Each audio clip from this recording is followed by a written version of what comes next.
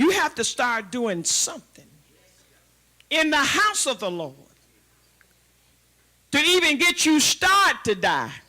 You have to be able, Pastor, I'll sweep these floors. I'll wipe the benches. I'll be faithful. If you don't get into doing anything in God's house, then God can't teach you nothing.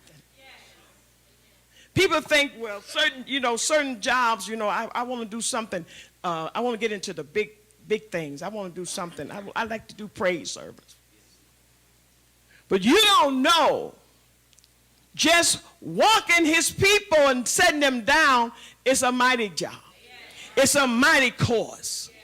It's a course to teach you the difference between this spirit and that one. It's a course to show you how compassionate you must be to deal with people. It'll show you what love is about and compassion.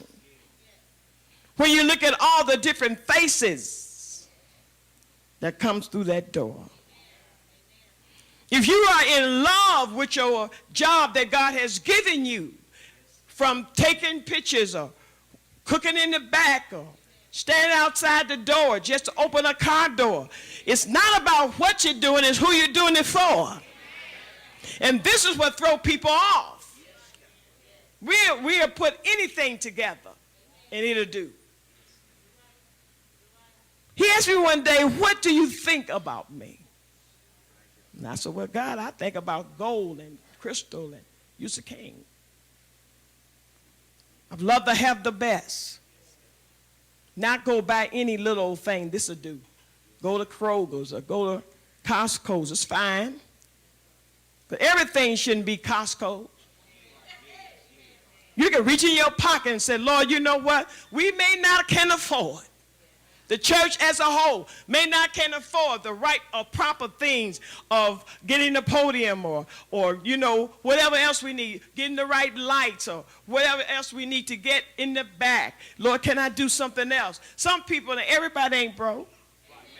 And then some people can get together and say, you know what? Look around the house and see what can I do to help the house of the Lord. And get some credit. Not just your tithe and offering. I'm on a fixed income. Well, work with your hands. Don't try to get out of it. You don't have no money. They should see you going all the time doing something, running to somebody. Let me do something for God because you got to work your soul out. And he said with fear and trembling. Said, Lord, I can't be around here and don't do nothing. Because I can't work my soul out. Lord, give me something to do. I'll hand out tracts. I'll do something. He said, I demand a result. You got to have an ear to hear. There's a call out. And he calling his children that he died for to come home.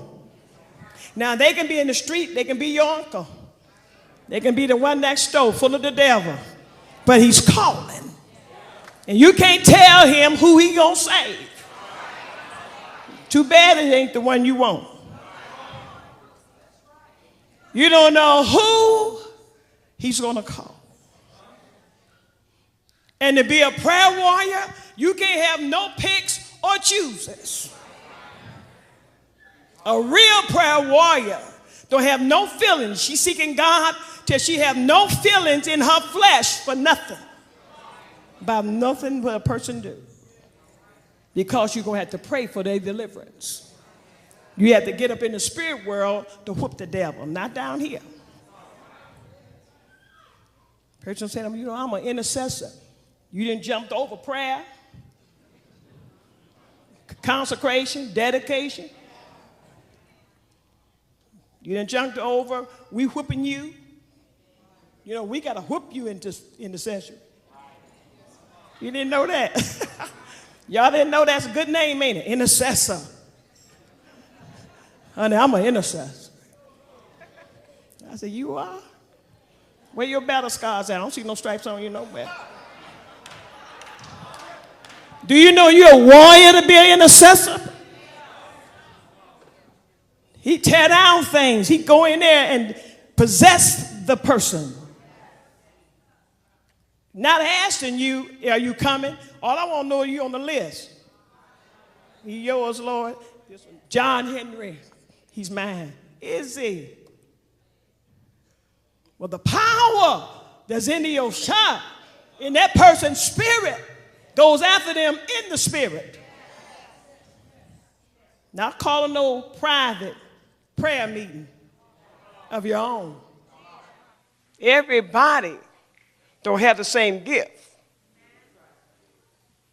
And while I'm here and still here, to help you find the problem, what's wrong with you.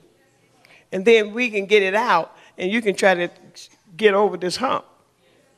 Because if you don't, next year, that clock gonna turn, and whatever state you're in, it gets worse.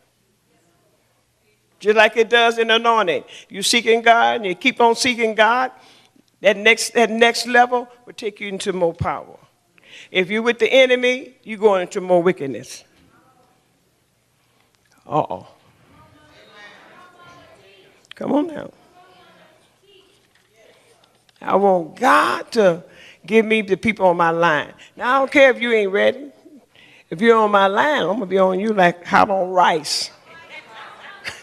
I'm telling you. Because I have to get mine. And if you belong to him, he didn't pay that price. So you can forget it. It's time to come to yourself. He told me, don't you be like Moses. And I'm trying to figure out, what are you saying? He said, whatever I tell you to do for me, I'm going to be with it. Moses, I told him, let's go down with Pharaoh and let's turn out the place, me and you.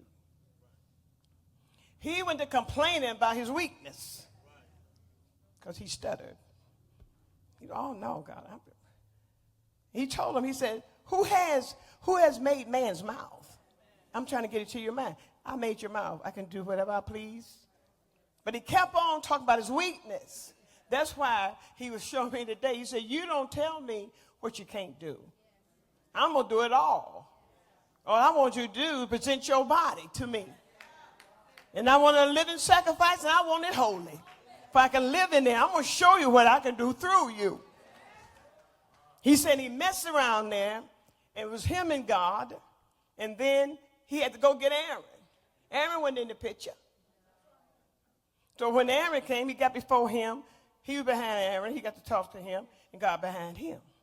He said, now, I don't want you to be like Moses. I said, God, please don't let me be like Moses. What? I don't know what you're going to tell me to do. He said he missed his opportunity to be with me as a one man standing. And the hosts of the heavens to go down to tell Pharaoh what I want him to say. He said, don't you miss me by measuring yourself by you. That's good. That's good. You don't believe that you can do this. I said, what you mean? I'm not crazy. Jesus knows what he's doing. He said, I know what I'm doing. Come on. You can be this bishop. You can be this prayer warrior. You can be this great evangelist in this evil time. Do you believe that? I said, Lord, help us. We don't have that faith. You know where it come through? Going through them tests. Every time you go through a test and go through that trial and go through that consecration, you get power and faith. Them Hebrew boys had to go to the witches. And they had to go to that school. Let me change your name. You got attitude? Don't care how smart you are. I want you on a consecration because they pray over their little stuff. It's against the word. So you consecrate as long as I say. 3 years. But at the end of that, what did they get? 10 times greater power over every witch demon. And it took that to get you to the fire. He said, if you don't go through A, you ain't going down to 10. You have to change your mindset. You ain't just going to, I'm just a flunky. You ain't a flunky. Sweep the floor. I'm going to teach you something. Come here and usher. You be the first one they meet. I want you to learn spirits that they pass by you. Consecrate your body that you can shut people up. by just shaking their hands. I don't want to be on the front. God bless you, but we have a seat for you. All right. Consecrate. Everything you do has to be consecrated. In prayer, you got to know how to do that. Be presented as a leader, as a preacher. You're going to have to, I got to take you to the school in the spirit world on how you do that. Not here. I'm going to rate you. Because God's strategy is, like he told Elijah to go into that city where Jezebel was, and she had all them prophets, and she thought she had it going on. But he said, Elijah, go on in there, and I want you to take it over. One man. I said, Lord, that's what I'm talking about. Them are my relatives. These are my people. Paul and them was our relative, John and them, Jeremiah, not Uncle Lukey. He said, if they saved, fine. He told me my family was borrowed. He said, they just borrowed for this world. He said, now if they get saved, then they become brothers and sisters and mothers. He said, your real relative is in the heavens. It took something for me to go through that test with my brother dying. They killed him. He was a dope addict and everything else. He didn't want God. You know, he cried and cried and cried. And I had the little pictures sitting up. Oh, he gone, my brother gone. He said, put that picture up. Stops all this crying. He was a hater of me. I went to thinking. Yeah, he stole my television. Demon, he sure did, Jesus. Broke in my house. Lord, our spirit, he did do that. That's right.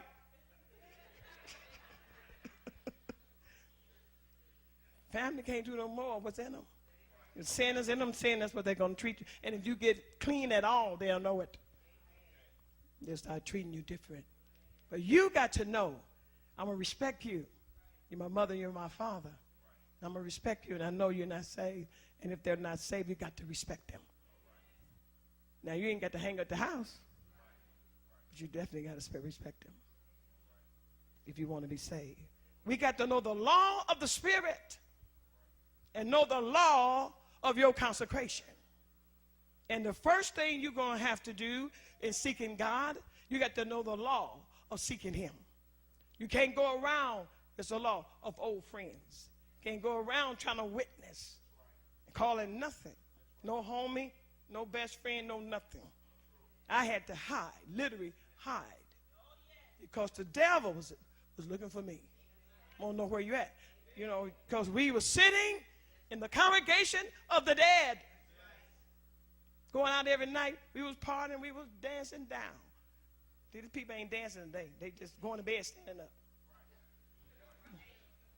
We had skills. Yeah, we did. We had skills. You don't know what they're doing now. I said, but God, the Spirit of the Holy Ghost, want us to love him. And we can go as fast as we want to, as fast as we obey God. He said, but your flesh, people say, I don't know. I'm saved. I'm born again. Yes, that's right. Reckon yourself to be dead. Now come through the process.